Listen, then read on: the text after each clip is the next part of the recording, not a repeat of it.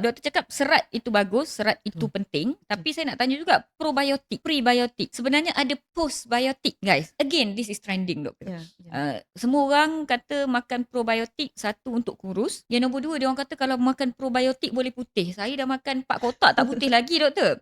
Dan dia orang juga makan probiotik untuk cantik kulit, flawless dia orang kata. But many people say saya lepas makan probiotik kulit saya dah cantik.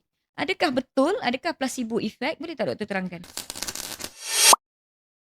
Sebenarnya probiotik dan prebiotik ni memang tak dinafikan ada mendatangkan sedikit feedback kepada kesihatan kita sendiri ya. Tapi sebenar-benarnya the natural prebiotic and probiotic which is available readily is as simple as the yogurt.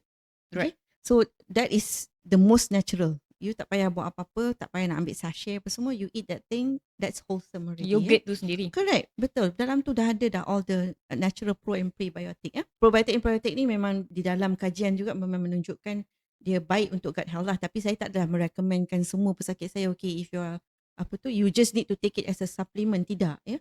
So kalau you can eat yogurt, by all means just consume yogurt on a daily basis. There's no harm in doing that provided that you tak ada lactose intolerance lah kan. Right. Kalau ada lactose intolerance makan banyak jadi lain cerita pula Nah, kan.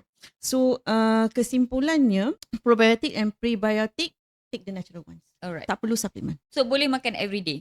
Boleh, tak ada masalah. Tapi kalau macam saya lactose intolerance, doktor. Saya tak boleh ambil yogurt everyday. Yang everyday. So saya as an Indian kan, kita makan sambal, dal, jadi saya ambil bawang putih, bawang merah. Does that count as probiotic juga, natural?